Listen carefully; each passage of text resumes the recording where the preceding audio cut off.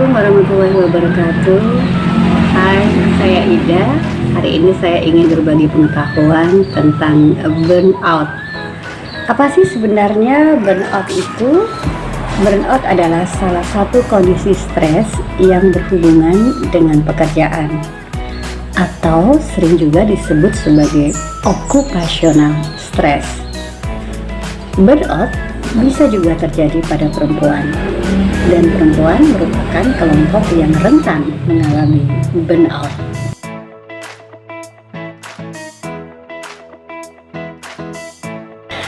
Apa saja gejala dari burnout? Yaitu merasa kehabisan energi atau kelelahan. Jadi mungkin teman-teman kalau setiap hari kok rasanya capek, nggak ada habis-habisnya, itu salah satu gejala burnout. Gejala yang lain adalah meningkatnya pemisahan diri dari hal-hal yang terkait pekerjaan atau yang kita sebut sebagai mental distance. Maksudnya adalah kemudian kita menjaga jarak dengan sesuatu yang biasanya menjadi aktivitas atau pekerjaan kita. Dan yang ketiga adalah produktivitas kerja yang menurun. Jadi kemudian kita tidak bisa lagi maksimal karena kita membenci sesuatu yang sebenarnya biasa kita kerjakan sehari-hari.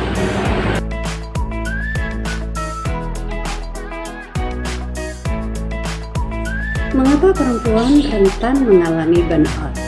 Ya, perempuan rentan mengalami burnout karena yang pertama, perempuan memiliki beban ganda dan dia juga memiliki peran ganda, misalnya sebagai ibu, sebagai istri, sebagai anggota masyarakat, dan mungkin kalau dia bekerja ya sebagai karyawan misalnya, atau sebagai wirausaha misalnya ya.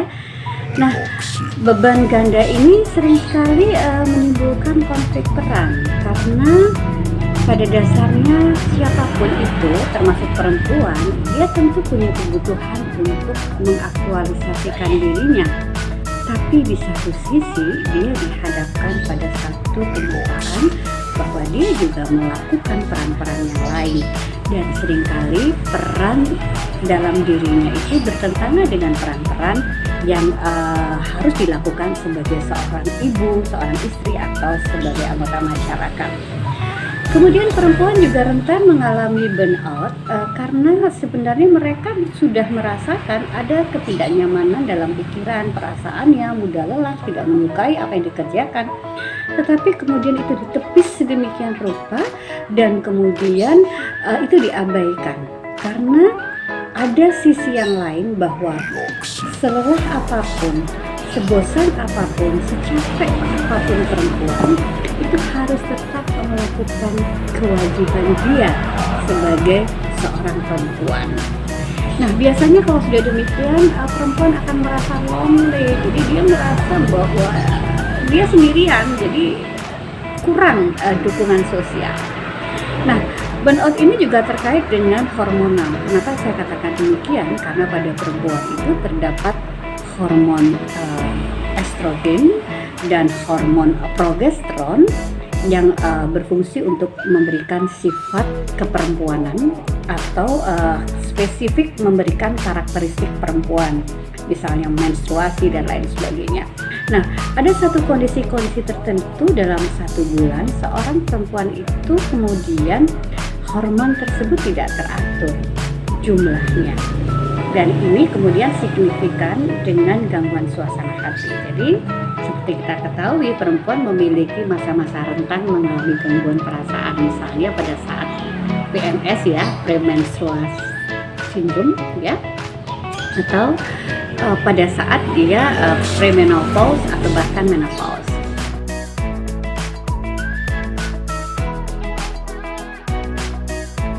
Tips mengatasi burnout. Yang pertama, ambil waktu keluar dari rutinitas sehari-hari. Kita perlu lepas dari sesuatu yang biasa kita lakukan dan menjadi diri kita sendiri. Yang kedua, lakukan hobi. Perlu loh orang itu punya hobi apa saja. Yang penting ini bisa membuatmu senang, bisa membuatmu rileks. Dan yang ketiga, cari suasana baru. Yang dimaksud cari suasana baru tidak harus pergi ke tempat yang baru, tapi mungkin juga bisa menata ulang tempat, ruangan, atau ke area di rumah kita, tetapi ada tempat yang menyenangkan untuk kita merenung ataupun ya relaksasi gitu. Dan yang selanjutnya adalah bertemu dengan orang-orang baru.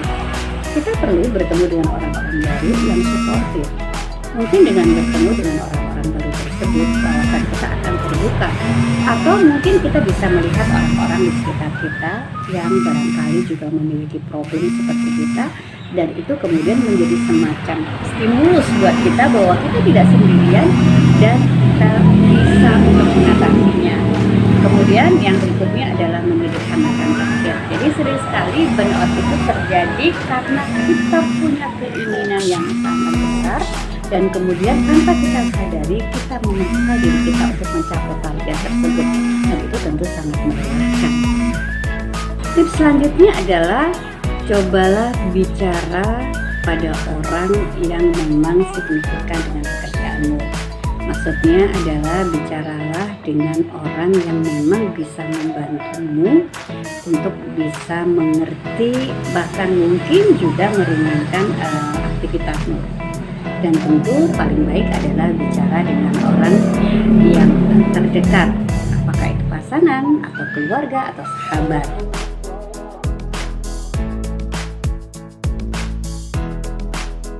Nah, kapan sebenarnya ketika seorang mengalami burnout perlu mencari bantuan profesional?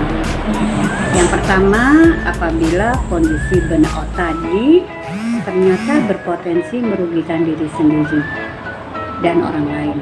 Jadi misalnya seorang perempuan sebagai ibu karena burnout, kemudian dia tidak bisa melakukan pekerjaannya dengan maksimal, atau mungkin orang lain justru menjadi terganggu karena dia jadi mudah marah gitu ya, atau kemudian dia menjadi sensitif dan lain sebagainya. Yang ketiga adalah kita perlu mencari bantuan profesional apabila kondisi burnout tersebut ternyata sudah berdampak pada keluhan fisik atau penyakit fisik.